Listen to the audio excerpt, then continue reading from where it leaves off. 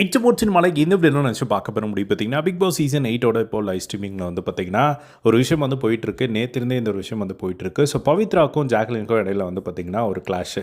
என்ன அப்படின்னா, பவித்ராவோட தம்பி வந்திருந்தபோது வந்து நாமினேஷன் பற்றி டிஸ்கஸ் பண்ணலாமா முன்னாடி அப்படின்னு கேட்கும்போது வந்து பார்த்திங்கன்னா, அவங்க தம்பி கேட்ட உடனே அந்த இடத்துல யாருமே ரியாக்ட் பண்ணியிருக்க மாட்டாங்க.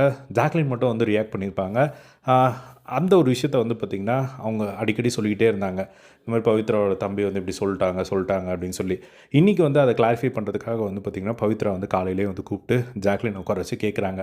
இந்த நாமினேஷன் பற்றி டிஸ்கஸ் பண்ணிங்களா இல்லையா அப்படின்னு சொல்லி கேட்கும்போது, நாங்கள் எதுக்கு டிஸ்கஸ் பண்ண போகிறோம் அப்படிங்கிற மாதிரி வந்து சொல்கிறாங்க. உங்கள் தம்பி சொன்னதே எனக்கு புரியவே இல்லை அப்படிங்கிற மாதிரி வந்து சொன்னாங்க. இல்லை அந்த இடத்துல நீ மட்டும் தான் ரியாக்ட் பண்ண, ஸோ ஒரு வேளை டிஸ்கஸ் பண்ணியிருப்பீங்களோ அப்படிங்கிறனால தான் கேட்டேன் அப்படின்னு வந்து இப்போ ஒரு டிஸ்கஷன் வந்து போயிட்டுருக்கு.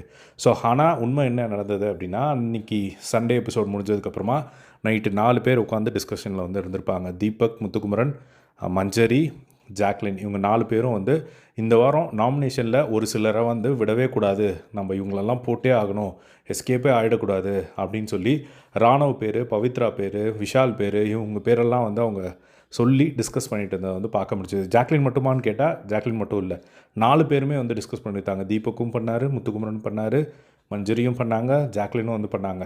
பட் இப்போது பவித்ரா கேட்கும்போது நாங்கள்லாம் அது மாதிரி பண்ணவே இல்லையே, நாங்கள் எப்போ நாங்கள் எதுக்கு பண்ண போகிறோம் அப்படிங்கிற மாதிரி வந்து சொல்லியிருந்தாங்க. இப்போது பவித்ரா கூப்பிட்டு கேட்டும் போதும் அதுதான் வந்து ஜாக்லின் வந்து சொல்கிறாங்க. அதுக்கப்புறமா வந்து ஒரு பக்கம் இதை டிஸ்கஸ் பண்ணிவிட்டு, இல்லை அவன் வந்து பொய் சொல்லியிருக்க மாட்டான், நீ வந்து சொன்னனால தான் என் தம்பி வந்து சொல்லியிருக்கான், அவன் எதுக்கு சும்மா சொல்ல போகிறான், அவன் ஏதோ பார்த்துருக்கான் அதனால தான் கேட்டிருக்கான் அப்படின்னு சொல்லும்போது, இல்லை நாங்கள்லாம் அது மாதிரி பண்ணல அப்படிங்கிற மாதிரி திரும்பவும் சொல்கிறாங்க. ஸோ அதை ஏன் ஒத்துக்காமல் ஜாக்லின் திரும்பவும் இப்படி சொல்கிறாங்க அப்படிங்கிறது தெரியல.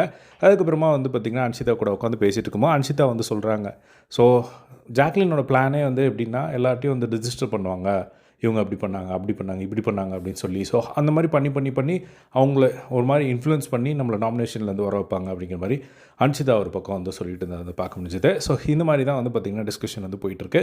ஸோ நீங்கள் என்ன நினைக்கிறீங்க, இதில் ஜாக்லின் வந்து டிஸ்கஸ் பண்ணது நீங்கள் எத்தனை பேர் பார்த்தீங்கன்னு தெரியல. ஸோ அதை பற்றி உங்களோட ஒப்பீனியன் கமெண்ட் பாக்ஸில் ஷேர் பண்ணுங்கள். இதே மாதிரிலாம் பிக் பாஸ் அப்டேட்ஸ் தெரிஞ்சுக்க நம்மளோட சேனலை சப்ஸ்கிரைப் பண்ணி சப்போர்ட் பண்ணுங்கள். தேங்க்ஸ் ஃபார் வாட்சிங். பை.